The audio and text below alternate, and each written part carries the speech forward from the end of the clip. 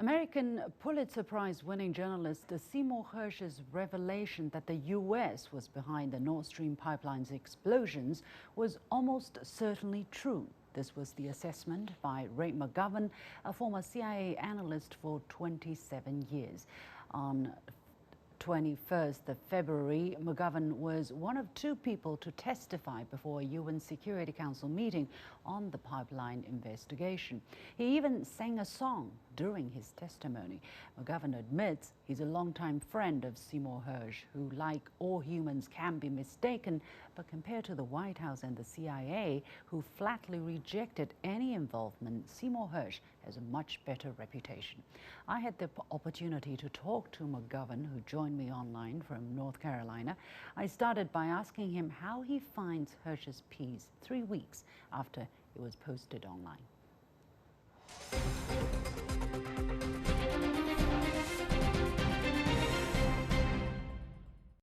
Well, it was and it remains a bombshell. The implications are incredibly important. Now, I don't think that even the Pope is indisputably correct all the time. I don't think Colin Powell, as he claimed to be, was indisputably correct 20 years ago when he testified about weapons of mass destruction in Iraq. And I dare say, I think that Sy Hersh is human like the rest of us and could be mistaken. But this would be the first time for Sy Hersh. I know him quite well. So there's a caveat there. He's a good friend of mine. But in a professional sense, I know what he's revealed over the years, over 5 decades. And they've always been on important issues like this, correct. Why? Because he has an unimpeachable record for protecting his sources. If you see him on recent interviews, he's very careful to share what he knows, but he's equally careful to protect his sources. And so sources come to him. They know that he will tell it straight, and they know that they have a really good chance of escaping detection. So, bottom line, his story is almost certainly true. There may be a detail or so that may not be true, but I expect others to come forward now. People who trained with those divers in the sea, people who were on the same ships during these escapades.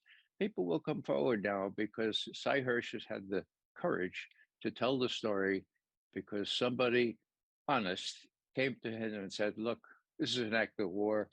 You know, I swore an oath to protect and defend the Constitution of the United States against all enemies, foreign and domestic. This should not continue. Here's the story. Well, the Biden administration has categorically rejected his expose, his piece, calling it completely false. The CIA has also denied, basically the United States denied any involvement in the incident at all. How credible do you find their rebuttal? Well, the credibility has to be compared Sy Hersh on the one hand, and these spokespersons for the CIA, for the White House. Now, the spokesperson for the CIA right now, her name is Tammy Thorpe, and she dismissed this as completely untrue. And it brought me back to a very sad recollection of exactly 20 years ago, when someone gave Newsweek, that prominent magazine, the transcript of one of Saddam Hussein's sons-in-law in charge of the missile, chemical, biological, and what there was of a nuclear program. He testified that they were all destroyed at my order. I was in charge of them for 10 years. Now, what did the CIA spokesperson at that time say? His name was Bill Harlow. He said, untrue, bogus, just forget about it. Now, that was a whole month, 4 weeks before the US and the UK attacked Iraq. what did our journalists do? They went up and they asked Bill Harlow, and he said what I just said. Oh, it's untrue, bogus, untrue.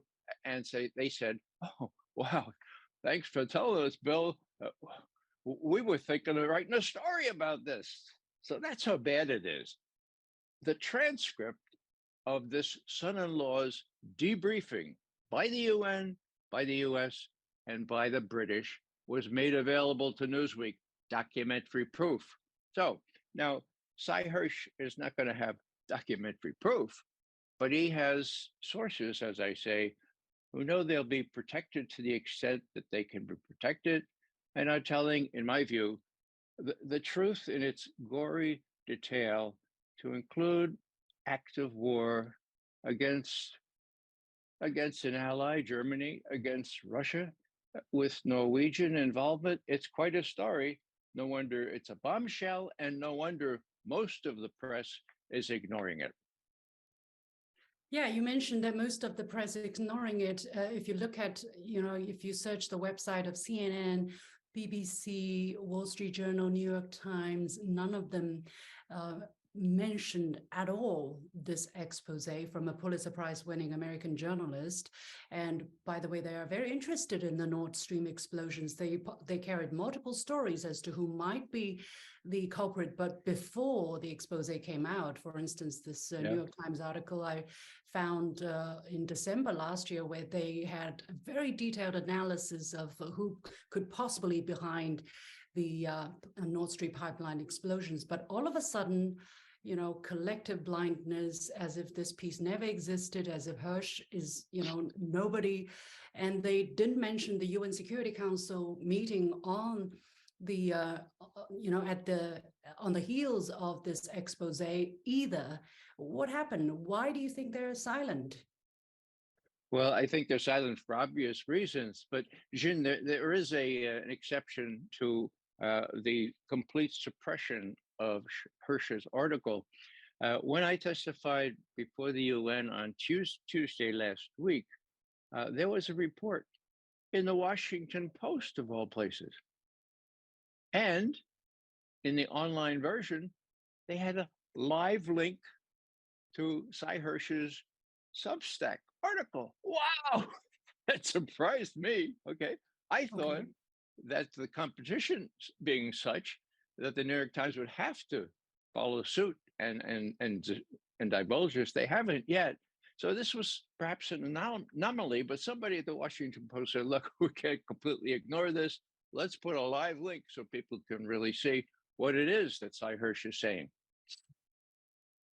But collective, this is unusual still, given the speed, the timeliness. They claim that they put out stories that is of importance to the United States, to the world. They would jump on anything that's bombshell. For instance, if they hear something potentially implicating China, they jump on it. This is happening all the time. And yet this is happening at least 2 weeks after the Hersh article came out. How do you look at that? What could possibly explain that?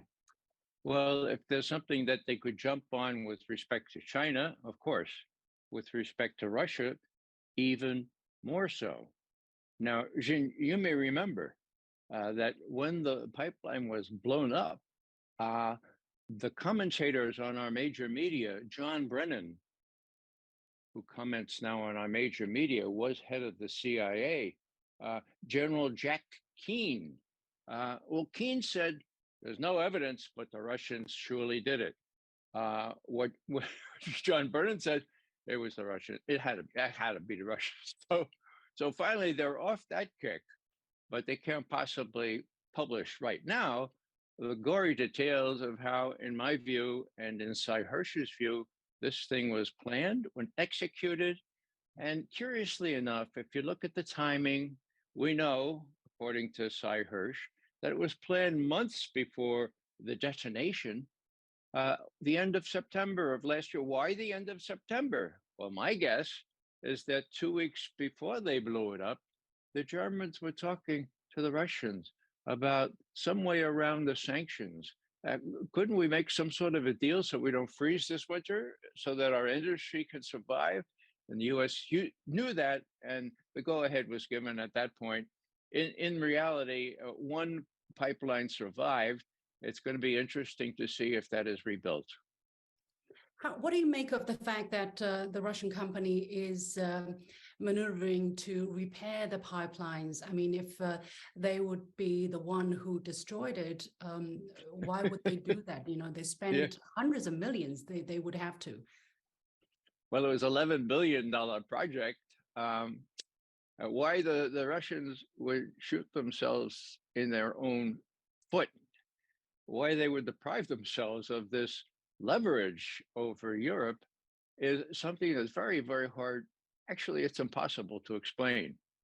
That's why the Russians, actually, there was an article in the New York Times for Mirabile Dictu, for really kind of amazing that Times would do this, but the story ran that all the intelligence services of the West have ruled out now that it was the Russians. I guess it was too much a stretch for the imagination, even for the major media, to say the Russians would shoot themselves in their own foot. And would they then repair the line, lest it be sabotaged again? It strains credulity that the Russians were behind it.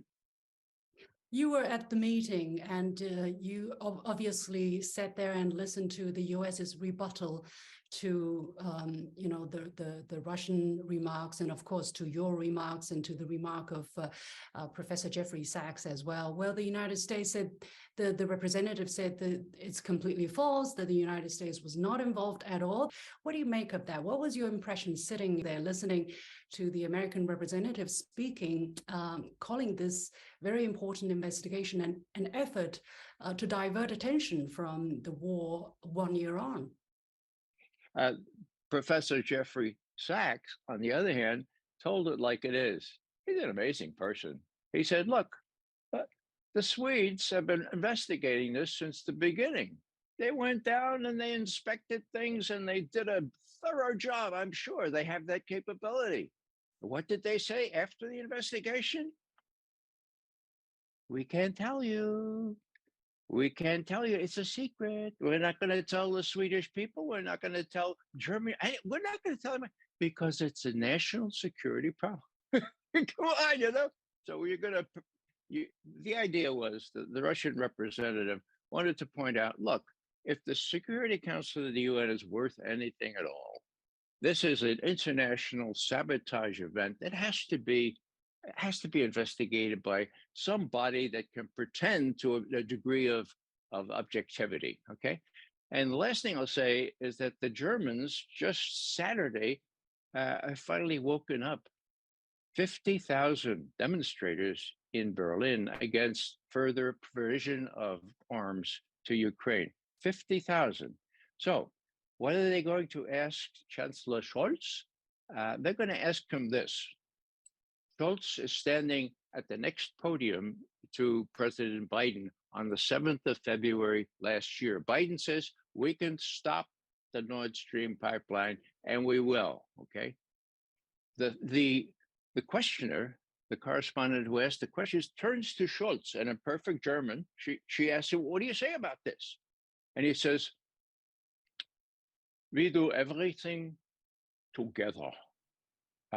There's nothing we do that we don't do together. Okay, so I think the German people are about to ask Chancellor Scholz, did you do this together? Did Joe Biden tell you that they had the capability and could at any time blow up that pipeline? And did you acquiesce in that? Or was it a big surprise? This is a big question. Herr Scholz, please give us the answer. It's very embarrassing for the Germans. We just had this, ludicrous spy balloon hype that you have witnessed. Even some in America are finding it quite laughable. How do you look at the whole hype? And by calling it the Chinese spy balloon, even when intelligence officials are still, studying, assessing the possibility that these could be accidental, that they ventured into the U.S. airspace by calling these spy balloons already day in and day out, repeating such phrase. What is that to the American psyche? Well, unfortunately, Americans don't remember French, and neither do the people running our policy. Force majeure, okay, that's translated as wind, okay. When China said, "Look, the wind blew this thing," it's a force majeure. We can't control acts of nature, okay. Now, people either didn't understand that, or said, "Well, no, we want to believe the propaganda that this is some sort of insidious Chinese action." So we're left again with the American people at the mercy of people on CNN, people on all the other network, as well as cable broadcast and other networks. And so what are they to think? Well, Americans are hard pressed now. Many people have 2 jobs, 3 jobs sometimes. They go home, they put the feet up on the table, they feed the kids, and then what do? They watch Fox News, for God's sake. Do they have time to read any of the alternative media where we tell the truth? No, they don't have time to do that. They'd have to look for it. And that is a really, really troublesome situation.